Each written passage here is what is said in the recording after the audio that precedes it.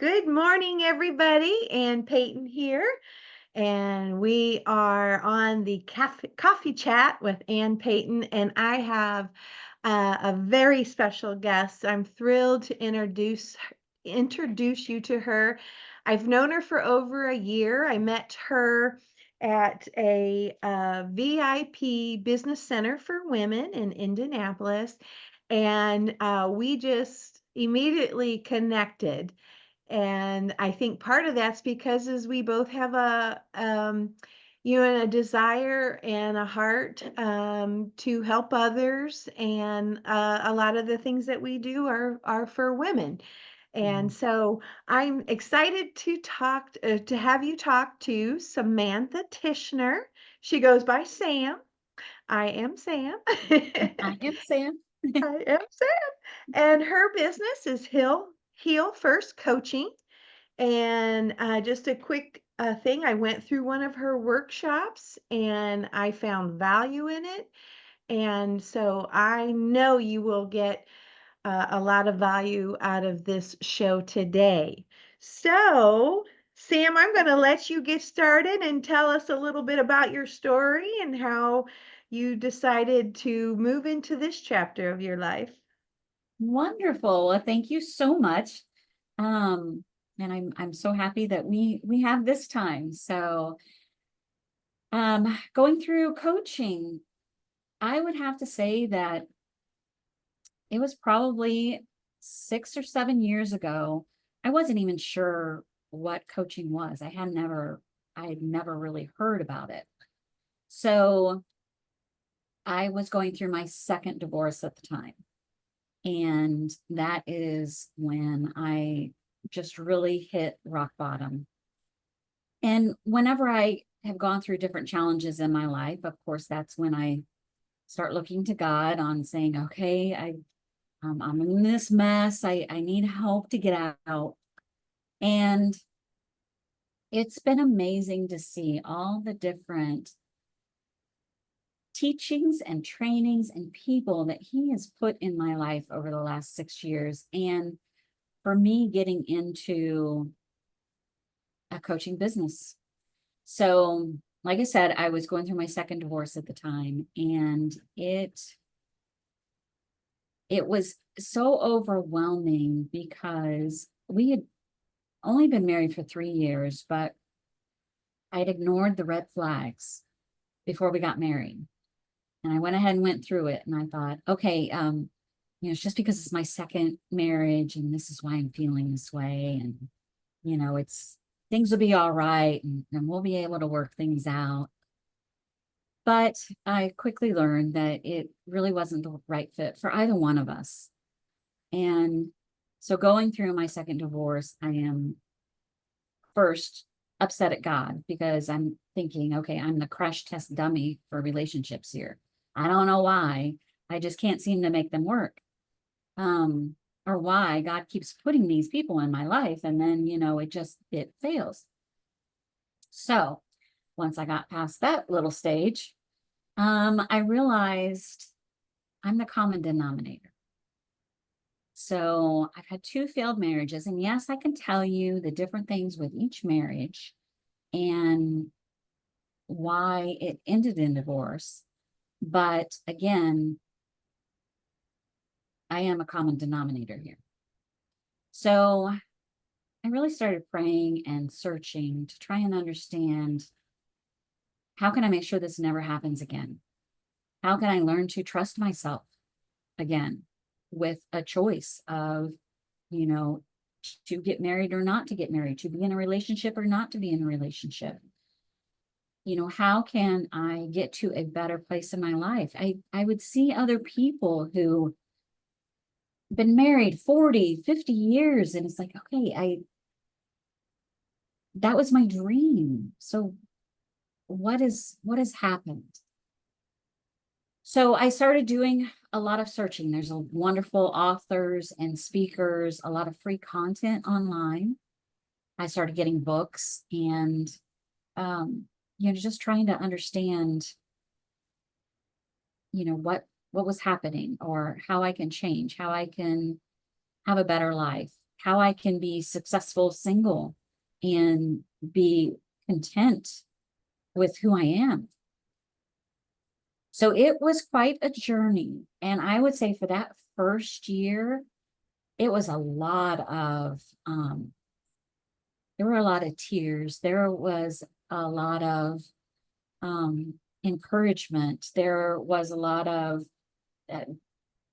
days that I felt really down, and then days that I felt like I was, doing great and on top of the world. Through that journey, the biggest thing that I learned was that I needed to love and appreciate me first before That's anybody right. else could love and appreciate me. That's so true. And yes, and I realized at that time that I never had taken the time to get to know me or see me or to love me. And I carried so much baggage with me from old relationships or, different childhood experiences or, all of this. I carried the baggage with me, kept adding to the baggage, and I never took the time to really clean house or to try and know and understand who I am. So That's a big undertaking. I know. it is, and it still is happening. Sometimes people Yes. think, "Oh, you're a coach, so you've got it all figured out." Heck no, it's an No. everyday thing. There's stuff that comes up all the time. It's like, oh, okay, I got to deal with that one. Right. But the I think beautiful that's thing, important. That's so yes, important though, because we're all vision in progress. yes. We don't all have it. So, but go ahead. This is No, we no, just no. But it was during that journey, that year-long journey. Number one, I heard about coaching.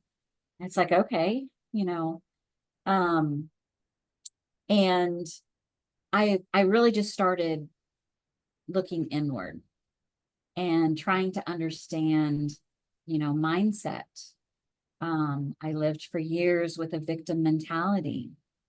Um, I lived for years looking to other people to give me approval Mhm. instead of finding that within myself and understanding my own worth.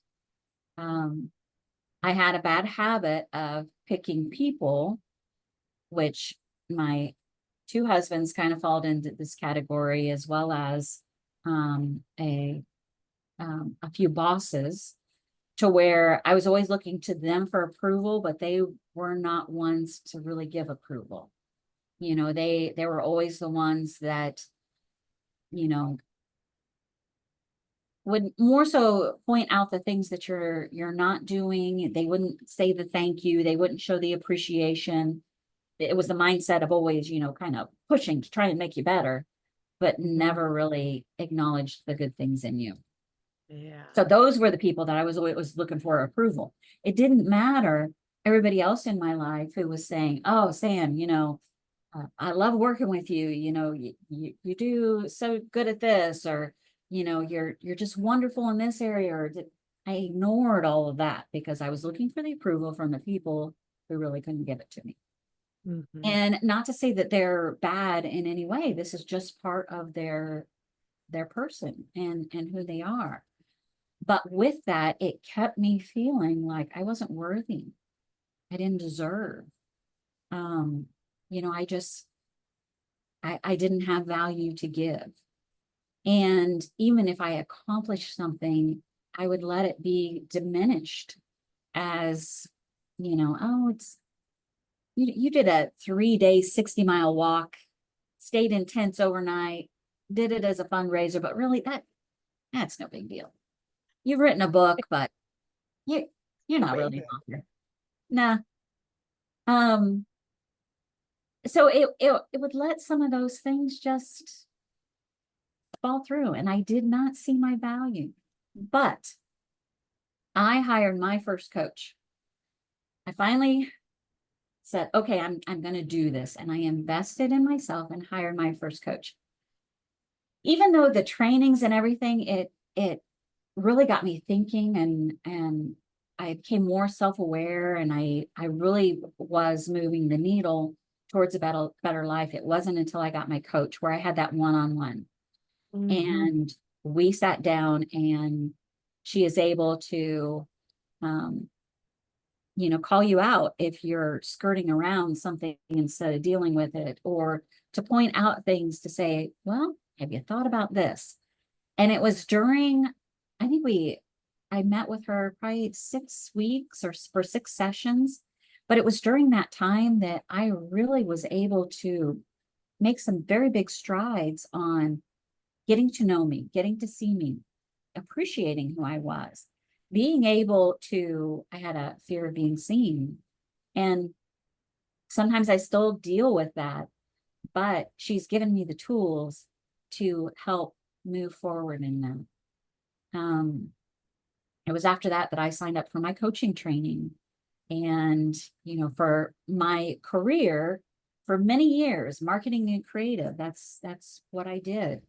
And to shift into something like coaching, that it's kind of a stretch. That's not a normal career path of what you do. But I really feel this is where God has called me to do. He has shown me how to work through all of the crap and crazy that we carry with us, with the baggage and, the different things that we've gone through life, given me the tools to be able to break that down, to understand it, to be able to, instead of holding a grudge or doing a silent treatment, or just being mad, to really dig into that and say, why? Mhm. Why am I having these feelings? Where are they coming from? And some of it even has come from, limiting beliefs or child beliefs that have come from childhood or through past relationships and that type of stuff. So to be able to work through those, to understand where they came from, and then to be able to work through them so that you can break down those walls to be able to create something new. That is And so good, and that takes time. it I does. mean, it was just a couple months ago, I was feeling these feelings, and I'm like, where is it coming from? I really had to take time to reflect just to figure out why I was feeling what I was feeling. I don't think it always comes like that, Mm-mm, you know? I no, appreciate you saying that because sometimes we think, okay, well, I'm feeling this because blah, blah, blah, blah, blah. And that's really not how it works. no, no, no, it doesn't necessarily go like that where, Right.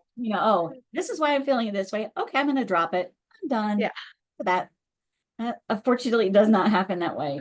And, even like I said before, even though I am helping to coach people, there are many times that I'm in a coaching session that, something is said, and, I really feel that God works through me in several different sessions. So there are times that I say things and it's like, huh, was that meant for her or was that meant for me? Because it really sounds like it was meant for me. But it is a way to just really make sure that you're aware of things. And there Right. are times that I come up against things and it's like, okay, I need I need to call Lifeline on this one. I need to speak to somebody who can help me to process through this. Mhm. And that's one of the beautiful things about all the different people that God has put in my life, to where I have really good friends that I can reach out to, that I know if I say, okay, this is what I'm feeling, I need you to help me figure out why. And they can come up with questions to ask that I can process and really figure out what that is. So building that support group, Mhm. and it can look different at different times. I've got a client that I worked with years ago. She's actually become one of my dearest friends. And she and I worked together for probably off and on for a couple of years. And we got her to a certain level, but then she was ready to go. She wanted to go a different way. So she went back to traditional talk therapy for a little while to work out a few things. And then she came back and worked with me for a little while. And then she's, working with a trauma coach who is more in tune with working with the type of traumas that she has experienced within her past. So to me, it's never a one and done type of thing. Mhm. It's figuring out what you need and finding the right person to help you get to that spot. And as we grow and change during life, everything changes as well. So whether it's the way that we process things or, you know, I don't know if anybody's ever had an experience to where you've had something happen in your childhood or in your life, but you can never remember the details, and then all of a sudden something opens up and you remember what happened. Your body was protecting you from that, and then when it opens up, you're ready to process it. You're ready to deal with it. And understanding that it's not meant for us to deal with life alone. God has given us people and community, our friends, coaches, therapists, pastors, people within the church, just so many different avenues that we can reach to for help.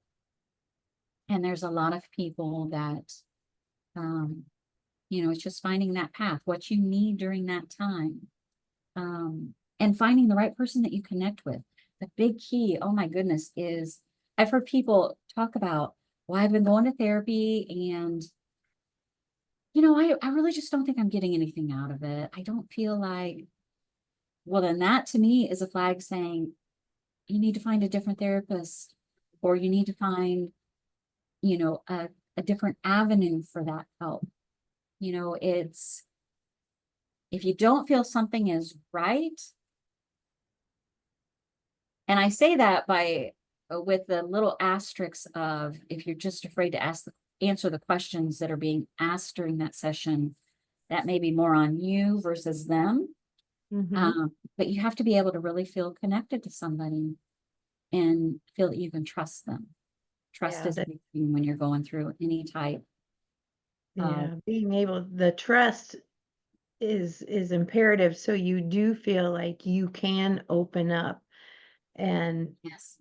you know I try to tell people when they are searching for support or coaches or what have you that that's so important because uh, you need, even though they have probably heard very similar things and maybe have heard so much worse, but if you trust them, then okay, he or she can help me.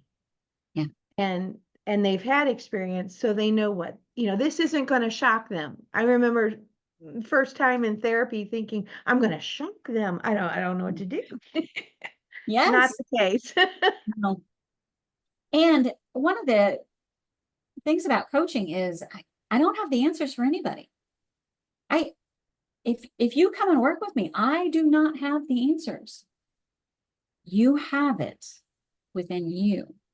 Mhm. My job is not to give you the answers. My job is to help you find your answers, to help you get to that point to be able to process those feelings or to understand those feelings or to understand what the next step would be on what to do with what's happening in your life. I work with women who have either gone through divorce, are going through divorce, um, or maybe they're questioning divorce. And my job is to help you process through the feelings and emotions so that you can help make the best decisions. Mhm. My job is to help you to define what you want in your life, because I went for many years not being able to define what I wanted in my life. And it wasn't until I started getting clarity on all of that, that I have been able to really move into an incredible life. And I know it's not all unicorns and rainbows. You know, we all have our challenges, no matter what stage in life we are. Um, but I know how to work through things. I know how to process through things. I know to Well, ask and when I need it. I also remember what I really liked about your workshop is you got us to think, like you said, the answers within, but you Mm. also provided some tools that we use that not only during the workshop, we could take those tools home and use them again and again. Because like you said, it's never always rainbows. Yes. And I really appreciated that as well with your workshop. Yeah. Well, and that is part of the reason so I've recently launched an online community. So It excited. is Tell me. it is healfirsthaven.com.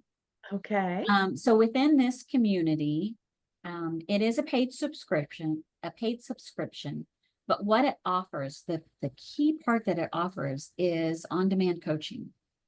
So Oh, what I wow. mean by on-demand coaching, those tools that I use within my workshop and within my coaching sessions, I've now put them online. And with Nice. each one of those tools, I do a lot of worksheets. And there's a video that talks about what to expect with worksheet, what um,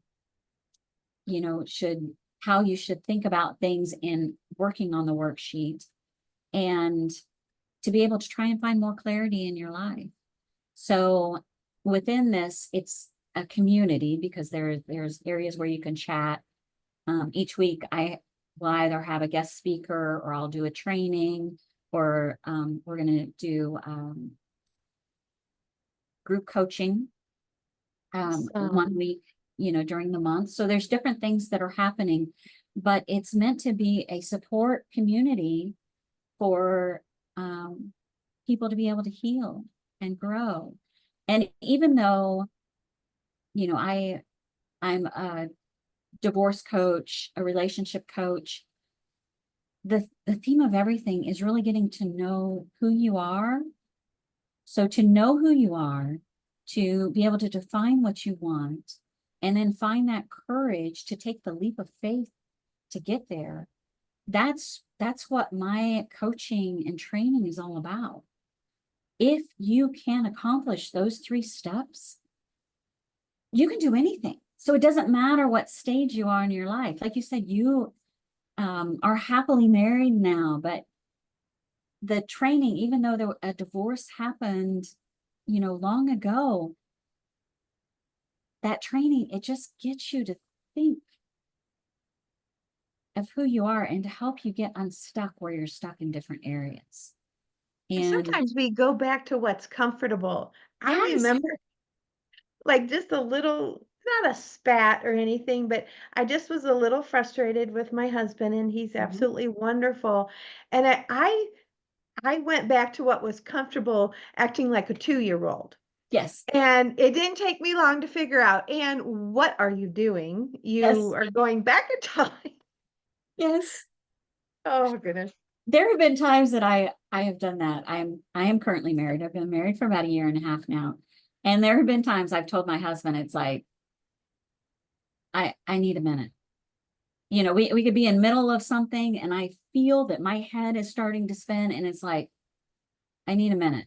And he knows to let me, I have a little chair that's in the corner of my room, and I can go in there and I can sit, and I usually take a few deep breaths and really try and Mhm. understand, okay, what are these emotions? What is happening with me? Why am I Right, acting this way? right. Um, or even there are times that I just need to process my thoughts and feelings before I can respond. Mhm. I don't want to respond with ugliness, or I want to take my time and make sure that I'm responding in a loving way, and that, Yeah, not necessarily seeing, oh my gosh, he's saying this because he wants to hurt me.